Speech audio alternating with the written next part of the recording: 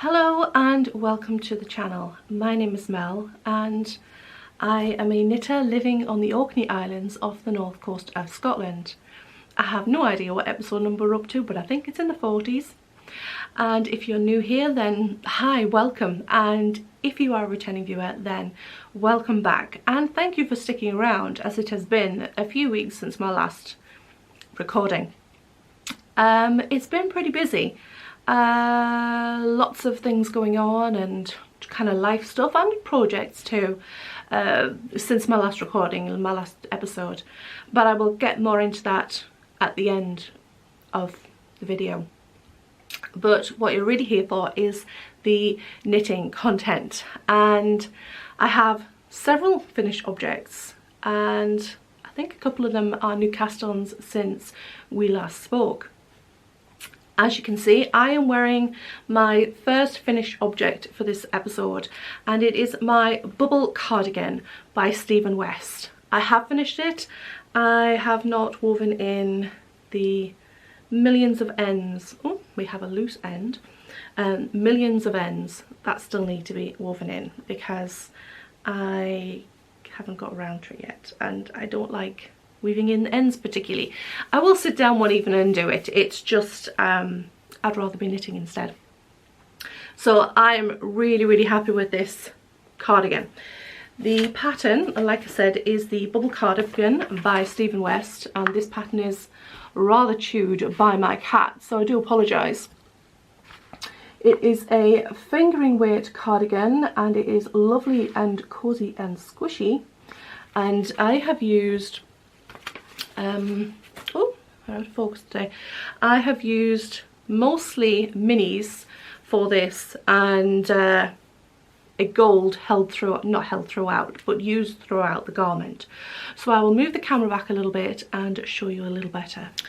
Now the lighting is not great in here today. It's quite overcast and it's still quite early in the morning, but you can see it is very colourful and very cozy and squishy. It is quite long. If I angle down a wee bit, you see it is quite long. It is past the bottom, and yeah, so I have held this gold yarn, which is one of my own hand-dyed yarns in the colourway Citrine, and it is a merino cashmere nylon blend. And I used 200 grams of this and pretty much used up the whole lot.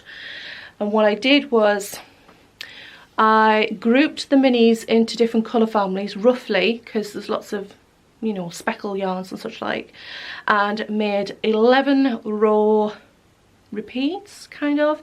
So I would start with the main gold that's on the I-cord on the shoulders, and then there is 11 different colours, with the 11th one being the gold, or the first one being the gold and the 10th one being before the gold, of the same colour. So the gold is every 11 rows, and it's used on the cuffs and all of the shawl band, collar band, neckband, and also on the bottom band as well. In fact, most of the gold of one skein was used just in the shawl back collar band. There was nearly 100 grams just in there. I believe I joined in the second cake of yarn so part way through the bottom rib, so it used quite a lot of yarn in this rib, and that's kind of what held me back from finishing it a little bit, was all of this rib, which took quite a long time to do, and I don't particularly like knitting rib. So it's quite a squishy fabric, as it has this bubble stitch in it. It's a, I think it's a 6-stitch repeat from what I can remember. I finished this a little bit back, and the way the stitches are knit down a certain amount of rows every so often creates this kind of puckered effect with the stitches and kind of cinches them in, and it makes a lovely squishy fabric. Really love it. It takes a little bit longer to knit because of your shortening your gauge in effect from squashing it down, so it takes longer to knit a longer length, but it does make a really cozy feeling and cozy looking garment. I would love to make another one of these, maybe like a monochrome one perhaps. I've seen some really nice ones with various shades of one colour, which looks really, really nice. So maybe down the line, but the rib will put me up a little bit. What else can I say about it? I actually steeked this cardigan. I knit down to the, I'd like to say the underneath the arms, the armholes, but I went down to pretty much the v-neck. It must have been to the bottom of the armholes, and then where you would join the fronts and the backs together, because you knit the fronts and then the back and then join them and then knit back and front, back and front, back and forth. I joined in the round and put a steek in and knit the pattern completely in the round then. The same as you do for the sleeves, you knit those in the round too, I think. Well, I did anyway. I'm pretty sure you do. So I have a steek to have to deal with also, but it's not a big deal. The steek takes less time to deal with than probably weaving in the ends on the v-neck and on the sleeves. There is a lot of ends in the sleeves also, but that's fine. I knit this on a 22 stitch gauge, roughly 40 rows. I've put question mark. I think I was pretty much hitting gauge. Let me just check. Yeah, the gauge for the pattern is 22 stitches, 44 rows. So I was roughly there. And I used a, I don't know if I've written down what needle I used. I used the actual needle that it calls for on the pattern, which is the 3.75mm needle. And yeah, it worked out to gauge, which was really nice, instead of having to faff around and change gauge, which I do quite a bit normally. It's a really well written pattern. It can seem really complicated. Sometimes you can reread a section and you're thinking, that doesn't sound right, but you read it a couple of times and then it clicks, and then you realise, oh yeah, it makes sense, and it's well written in the fact that it really does describe exactly what you have to do. I have knit a couple of Stephen West patterns before and I do like them. I'm not sure if there's anything else really to say about the pattern. The minis that I used is quite a mixture. I have some of my own hand dyed minis in here, and I also have some that were with a advent calendar, a minis advent calendar a few years back, and that was Pixie Yarns advent calendar, I believe, and I will leave all the links below. And yeah, I had just enough. I was really struggling at the end. By the time I got to halfway down the sleeves, I was really struggling to find enough yarn. So some of the bubble stripes are a combination of two minis, like the last scrappy ends of a mini that I've used elsewhere in the garment, but you can't tell unless you are really, really looking for it. And even me looking now, I am struggling to find an example to show you. Let's see if I can find one.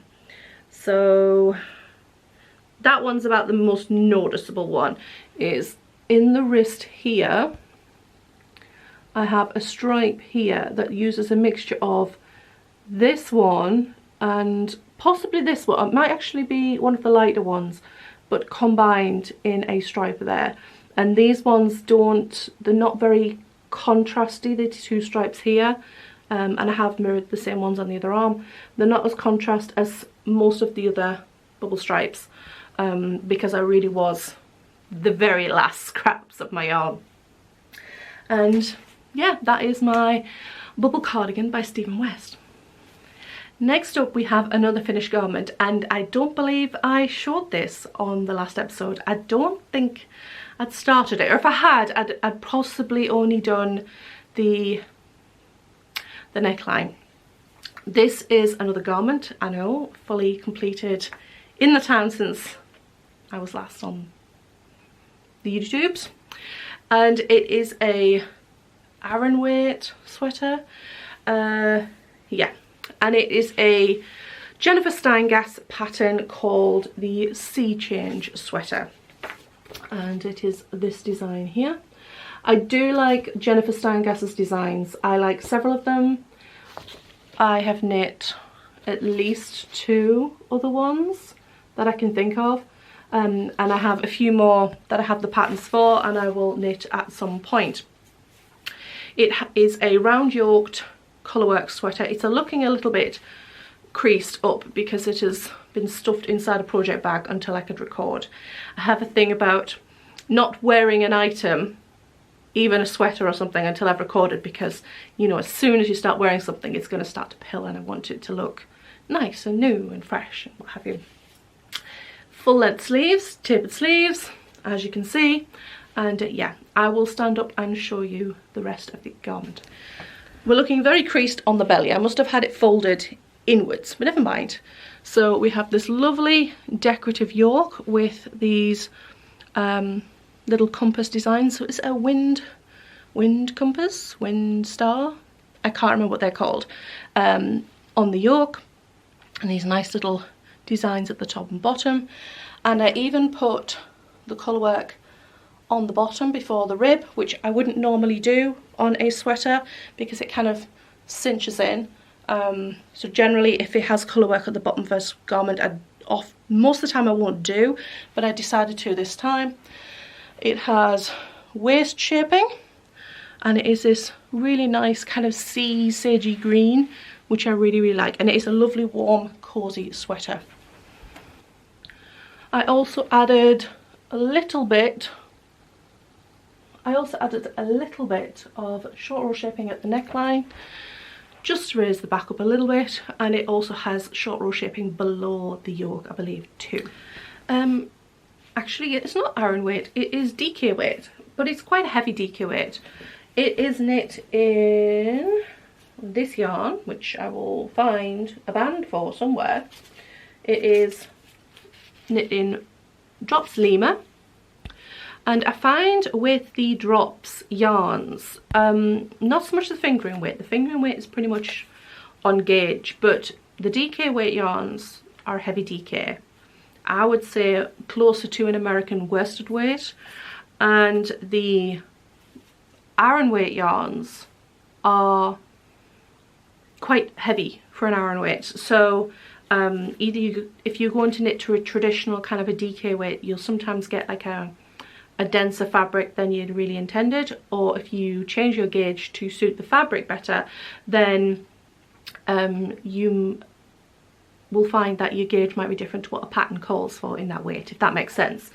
So I've used Drops Lima in numbers 100, which must be this creamy white, and it's like a warm creamy white, and the green is in colour 9018.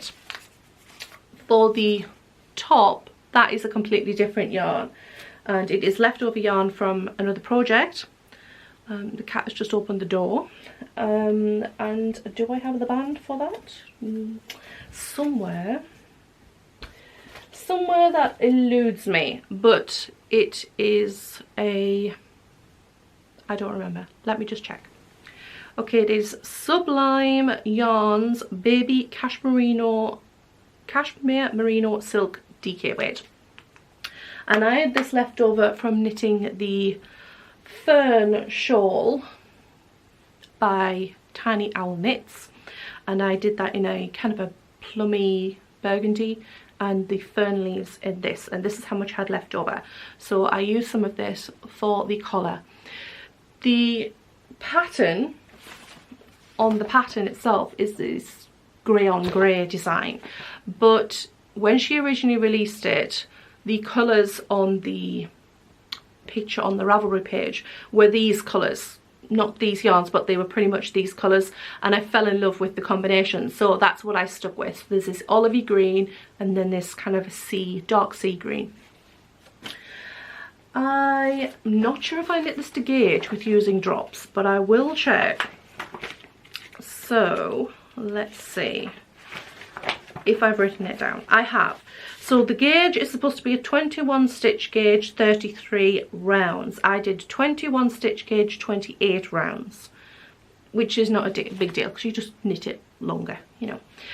And I did that on a 3.75mm needles and 3mm for the rib. And I've stuck with a regular 1x1 rib on the cups and the same on the bottom and for the top as well. So this is my sea change sweater and I really like it, and I'm looking forward to being able to wear it, especially now the weather has turned chilly. It is the 1st of September today. Does that mean it's officially autumn? Some people say autumn equinox, but where I live in Orkney, like I said, it is off the north coast of Scotland, and our climate is, we have kind of a couple of months of summer and then 10 months of rainy season, wet weather. So by the time County Show Day has arrived, which is usually second week in August, the weather will turn in Orkney and it will be autumnal. So from then it feels autumn. It is autumn. Maybe not officially on the calendar, but in Orkney it is autumn, and it certainly feels that way. So it has felt very autumnal for a few weeks now, but it has turned quite chilly the last few mornings. So I'm looking forward to being able to wear my warmer sweaters, although it is warming up a little in here, so I might end up having to take it off at some point. Next up, I have a finished object that I don't have with me because it was a birthday gift for my mum. I will pop a picture up on the screen up here, but it is the Catching Butterfly mittens, wristies rather, by Tiny Owl Knits, like I just mentioned about the fern shawl. It is from the book Woodland Knits, Tiny Owl Knits, Stephanie Dawson. And I've had this book for a while, and I've been meaning to make these wristies for a while too. And you can see the original design and picture for them here. I knit them in a lavender lilac-y purple for my mum because she loves purple and turquoise and all those kind of mermaidy colours. And yeah, so the yarn that I used, I only have this much left, and it is the Debbie Bliss Baby Cash Merino, which I've had in my stash for several years with this pattern in mind. It is the colour 340051. It doesn't seem to have a name, and it is 55% merino, 33% microfiber, 12% cashmere. And I've had this ball of lilac, purple, it's lilac, and another ball in a icy pale blue for a while with this pattern and another similar pattern planned in mind. The butterflies I made with just a undyed silk mohair and just some little scrap yarn for the little bodies of the butterflies too. They knit up surprisingly quickly. They have a little cable twist in them to make the little butterflies on the body of the wristies, and then these butterflies that you have on the palm and just on the knuckles too. I think they're very cute. And I actually really enjoyed knitting them. I wasn't sure I would because my kind of love-hate relationship with cable knitting, but I did actually enjoy making these. So that is the Catching Butterflies wristies. Next up is the final finished object for this episode before we get on to my works in progress, and it is a pair of socks which I had started on the last episode and I have now completed.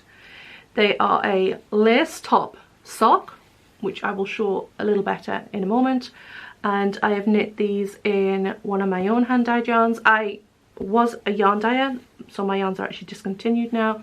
I finished at the end of the last tax year. But this is in the colourway Bananas in Pyjamas, and it is a Blueface Leicester nylon blend, and yeah, really happy with these.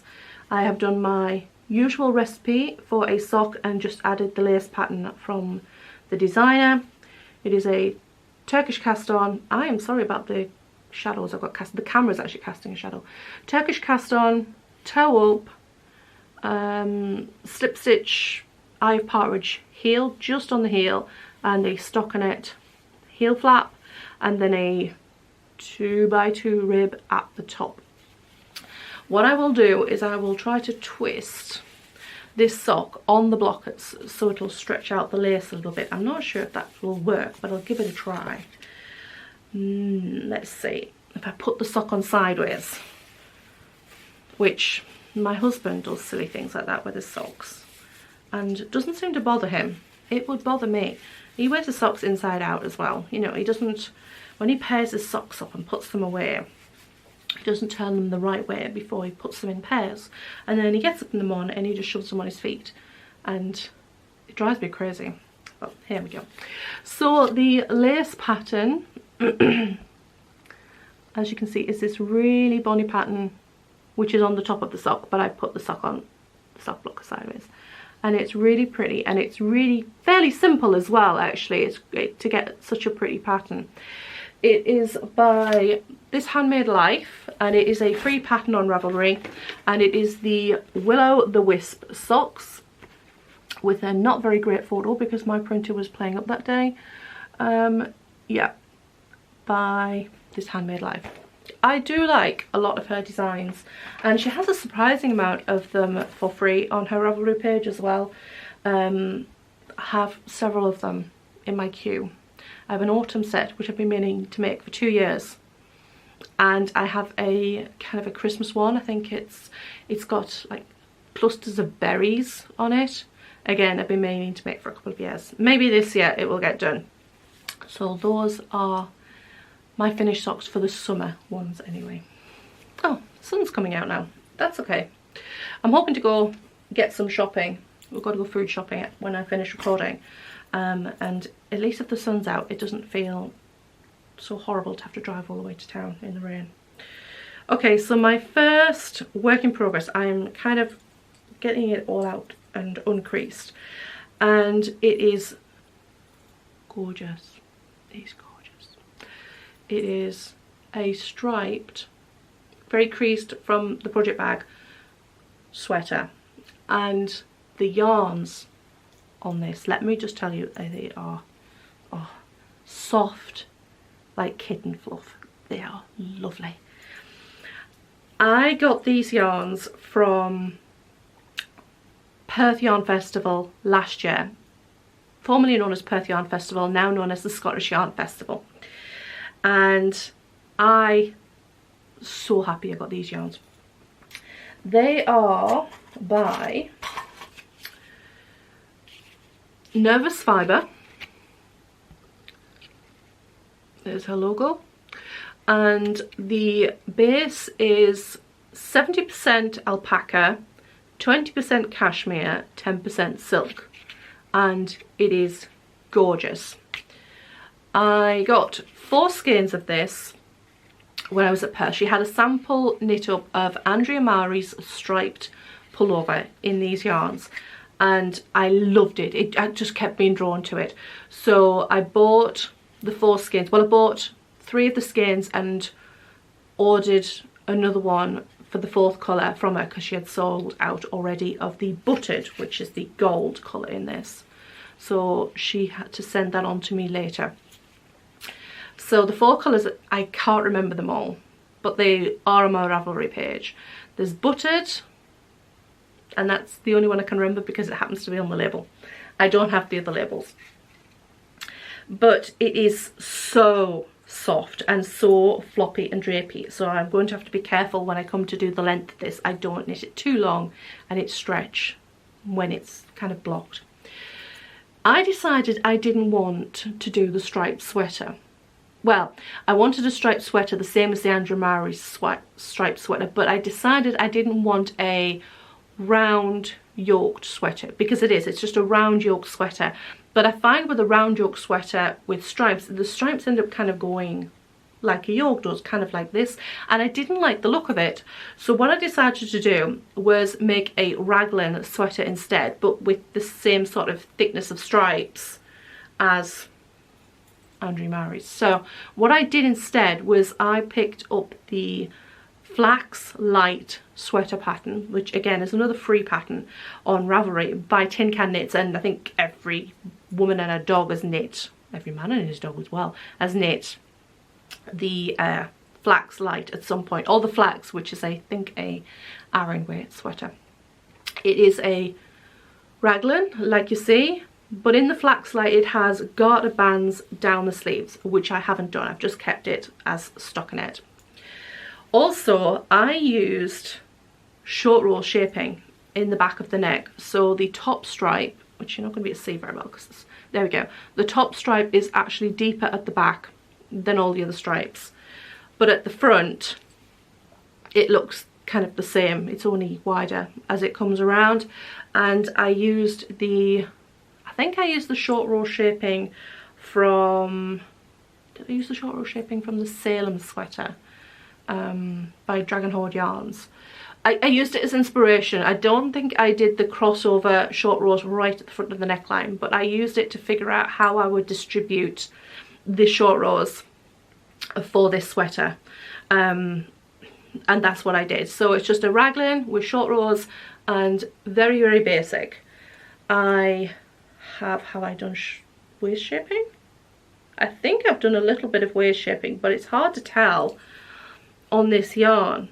Maybe I haven't. Maybe I've just decided to keep it kind of drapey. I'm not sure. But it is flying along, as you can see.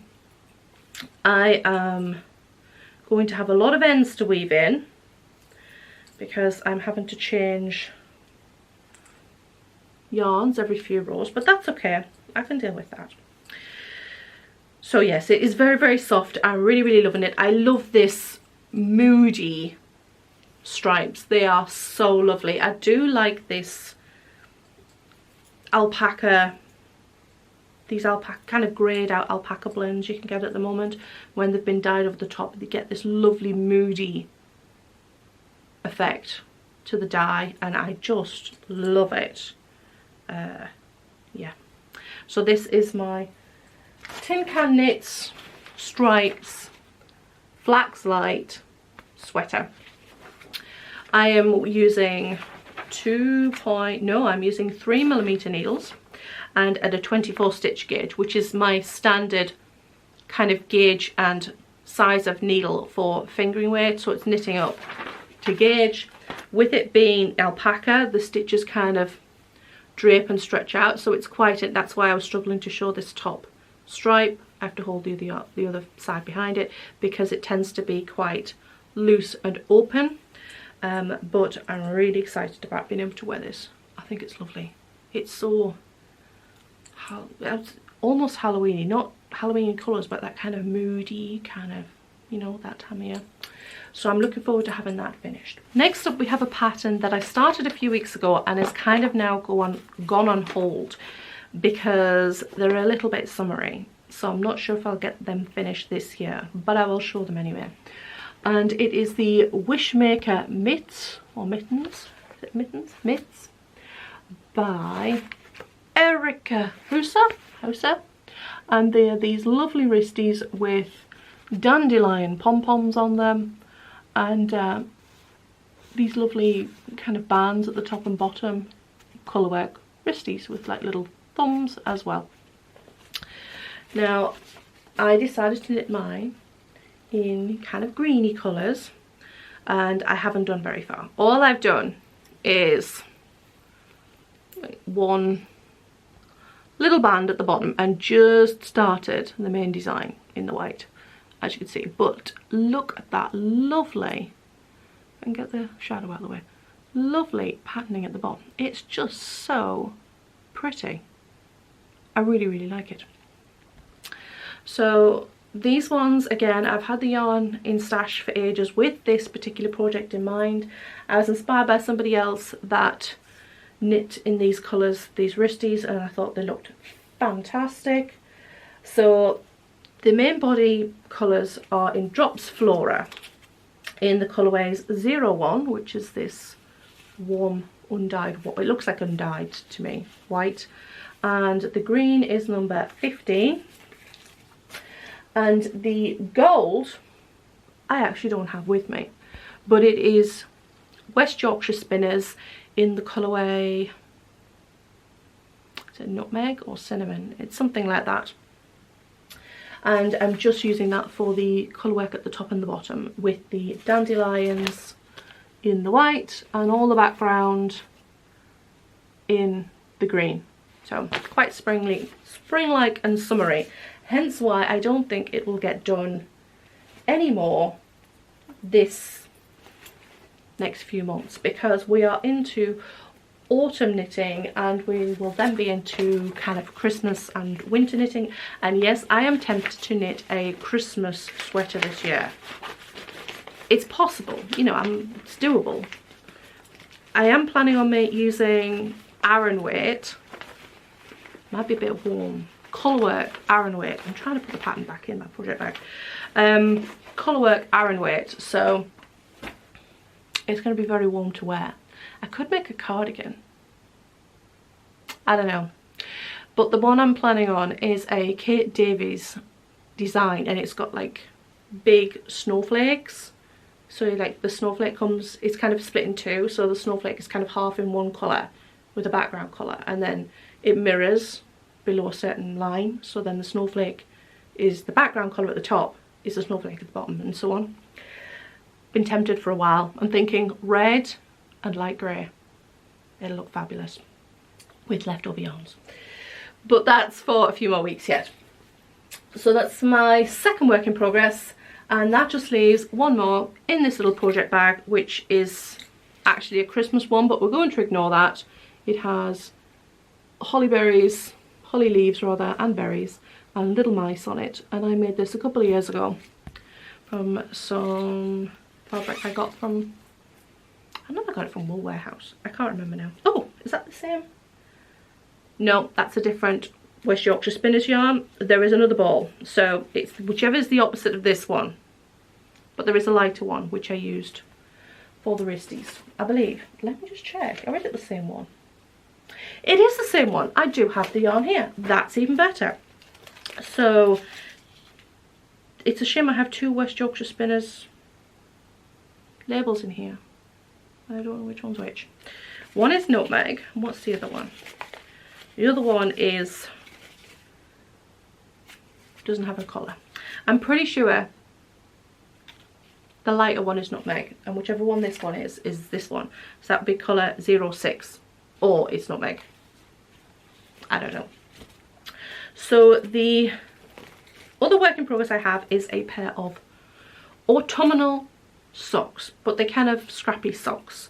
So I have got one and a bit done. Well, I haven't got one done. I've got most of one done and a bit of a second one done. I'm just trying to straighten it out a bit. So I'm using leftover yarn plus West Yorkshire Spinners yarn, and it's not going to show very well because it's all scrumply. So I got some yarn from a friend who was having a clear out when she moved house, and we went through her bits of yarn and fabrics and such like, and she was like, do you want that? No, chuck it in a charity shop bag sort of thing. And there was some sock yarn, and there wasn't a lot of it, but it was sock, and I picked it up, oh, sock yarn, and I'm pretty sure it's something like Regia. It's just got that feel about it, and it's multicoloured self-striping yarn, but there was only about 25 grams of it. So I thought, okay, so if I choose a colour for the toes and heels, normally when I knit a pair of socks, if I have 25 grams for the toes and heels and coats, and then I can kind of get away with another 50 grams for the body of the sock. So if I have 25 grams of this, I just need 25 grams of something else, and then 25 grams for toes and heels.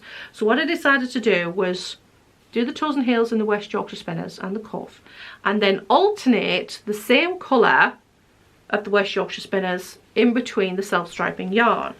So I'm doing 2 rows of the West Yorkshire Spinners and then 2 rows of the self-striping yarn, which, if the lighting will show me, you can see that. So I've kind of got some stripes that look very distinct in the colours, and then sometimes I get stripes that are half one colour and half another, but that's fine.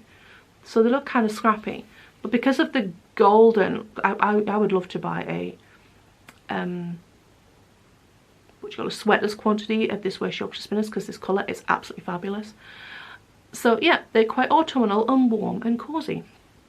So that's what I've kind of been working on when I want something mindless, and I'm just doing them vanilla sock. I'm just carrying the yarn, so it's just what I've got, this kind of a bit of a weird line on one side because I'm not cutting the yarn. I'm just swapping to the other yarn, and then when I come round to the second row, I'm passing the yarn to the front of my work, my yarn I'm not using at that time, and at the second round, and then passing it back and then starting the second colour, which works well, but it does leave a bit of a line. But that also could be because I'm not doing jogless stripes, because it's just a pair of socks. I will, once they're on my feet, I'm not going to notice. So you can see where the colour changes. If I was knitting a sweater, I would do jogless stripes, which is what I'm doing on the striped sweater. So when you come to do, if you start on a new colour, when you come to the end of your first row, you, instead of knitting into the first stitch of your new colour on the second round, you lift up the left leg of the stitch below and you knit through that stitch and your first stitch of the new colour. So it lifts the leg up, and it just makes it look so there isn't a step between your colours on your stripes. It sounds really complicated, but it's not. There's I'll try and remember to post the link to a video where a tutorial that I got the instructions for that from. So this is just my vanilla sock, usual recipe, Turkish cast on. I've got random balls of yarn, that's fell out of the bag. Turkish cast on, toe up, heel flap, blah blah blah blah, and kept it really simple. And I can just pick them up and knit them when I'm on a more complicated part of pattern and I need to think about it. But I have got to the point where I've knit half of the self-striping yarn on this sock, so I stopped because I don't want to run out for the second one. So I am knitting the second one too, and I'm getting close to starting the increases for the gusset. And yeah, when I get to the same point on the sock as the other one, I will stretch the yarn out, unravel what I have left, and I will cut it in half, and then I will use up every scrap of the yarn for the socks, which I'm sure I'll regret when I get a hole in the bottom and I have no yarn to fix it with. So I think that's all the knitting content for this episode. So now it's just kind of life update stuff and what have you. I do have several autumn projects I want to start very soon, and I've already swatched and what have you for. And as usual, I like to do way too much and cast on far too many projects, but that's okay. I don't mind putting a project aside for a time and then coming back to it at a later date. So why have I been away for so long? Well, in my last episode, I think it was just after I'd come back from my nana's funeral and I'd been away and visited family and what have you, and I came back and I just kind of lost my mojo for kind of leisure stuff, if that makes sense. We were coming up to the point where, well, I'd wound down the yarn business at the end of April, and also we were closing down our self-catering rental property at the end of the tax year as well. We're trying to kind of simplify our lives. So the flat was being put on the market for sale after the tax year. So it all kind of coincided. So I came back from the funeral, I think it was like the back end of April, beginning of May, and then the house, I had to get that ready for it to go on the market. So my sole focus was kind of on getting that ready, going through all the paperwork, going to the solicitors and surveyors and all this stuff that goes with selling a property. We're fortunate in the fact that we weren't living in the property, because the thought of having to sell the house you're living in and what have you now, after having done it before, is just a nightmare, really. So we had all that, and I went off knitting to a certain degree. I mean, obviously I finished off projects, but then I had a bit of a slump a few weeks later, probably when we just sold the flat. So I went off knitting, I went off my gaming and I was solely focused on getting things done, basically. Then we sold the property, which was great. There was a few little tweaky issues to sort out, but that was fine. And then we decided we needed a project. Me and John are both kind of have obsessive personalities. We like to get stuck into some whatever we're obsessed with at that time, whatever project, and it really helps us both kind of bring back our mojo and give us our spark and such like. Last year we kind of turned my little Mini Cooper into a car camper, and if you have been around a while you may have seen my vlog from last summer when I took a trip in my car and camped in my car on the island of on the Shetland Islands. On Shetland. Now if I said on the Orkneys they would be less than impressed, because they're not called the Orkneys up here, the Orkney Islands or Orkney. I'm not entirely sure whether the Shetland Islands or just Shetland. I'm pretty sure it's just Shetland, and if I said the Shetland Islands, if I was in Shetland, I'd be like, that's a big no-no, but I'm not entirely sure on that one. But I took a trip to Shetland.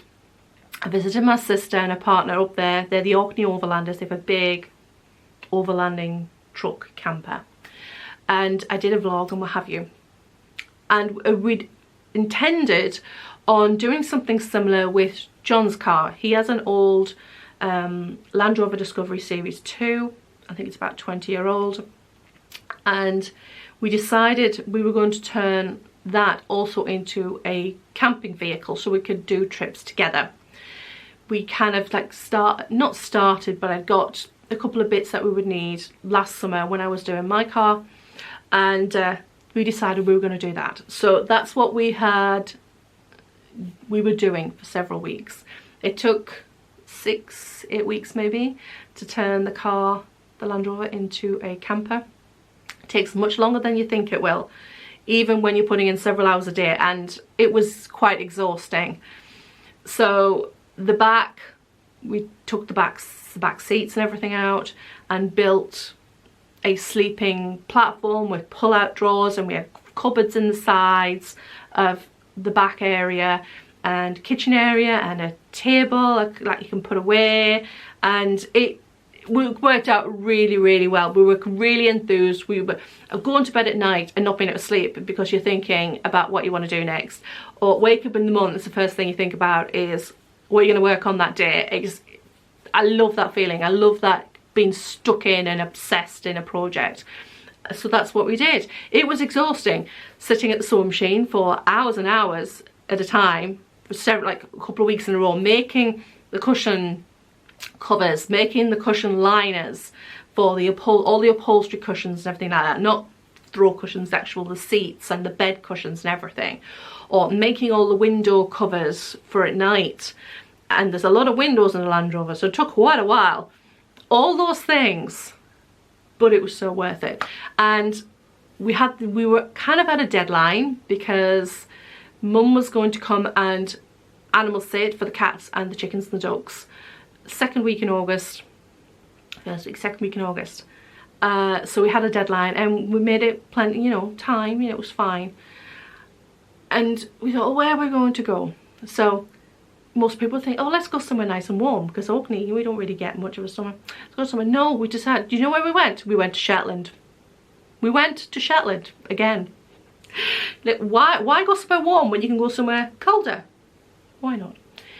But I really wanted to show John Shetland and share some of the places that I had visited. So that's what we did. We spent one night on the boat in a cabin on the ferry, and we spent 3 nights camping on Shetland. In fact, we spent 3 nights camping all at the same place because we loved it so much. We went all over the island, but we camped the same place all 3 nights, and that was at St Ninian's Beach, which is the most lovely spot, and we absolutely loved it. We really just kind of had a relaxing, enjoyable time while we were away, and we loved it. And yeah, maybe next time we'll go south. But to be perfectly honest, we wouldn't have gone to Englandshire. We would have gone to maybe the Highlands, sort of south of us, but not too far south. But to be perfectly honest, August in the Highlands, you have ticks, you have Scotch midges, which are bordering on worse than ticks. I'd be more concerned with getting a tick bite than midge bite, but they are horrendous, and I have experienced a plague of them before. And tourists. The Highlands in the summer is heaving. I would not recommend the Highlands in the summer unless you're willing to deal with all those three things. The ticks, deer ticks, midges and tourists, and I don't like any of those three. So even though we'd be, and it's not that I dislike tourists, but people, lots of people, it's not for me. So yeah, we will do the Highlands at a later date. I would love to go down in the autumn time and experience autumn, because we don't really get that autumn colour in Orkney. The leaves just get ripped off the trees by the autumn storms when they come in, so we don't get that autumn colour. So to go somewhere south where you get all that, I'm thinking Perthshire in the autumn is lovely, would be really, really nice. So that's what we were focused on. And since then, what have we done? We've been working a bit on my car camper, tweaking it, because I want to do just some little overnighters around the island. And what else? Lots of harvesting. Our tomatoes are doing okay. The garden's not doing great. This year we've had a very damp. We had a very damp July, which is unusual. We usually get a dry July and a damp August, but we had a very hot, we had a nice sunny June, and the summer seemed to move forward a month, so it kind of made the season a bit strange for growing. And yeah, I'm not sure what else we've been up to. Those are the main things. And okay, I think I've rambled on pretty much long enough. I'm hoping to be back on here quite soon. And we also have obviously Vlogtober coming up soon as well. I'm hoping to do that too. I don't want to commit too much to it, because each year I feel different about it, and I'll just see how we go when we get closer to that time. But I would like to do something for Vlogtober. Hopefully I'll podcast again before that, because I have so much knitting lined up that I would like to do. And yeah, so I shall see you all next time, hopefully. Bye bye.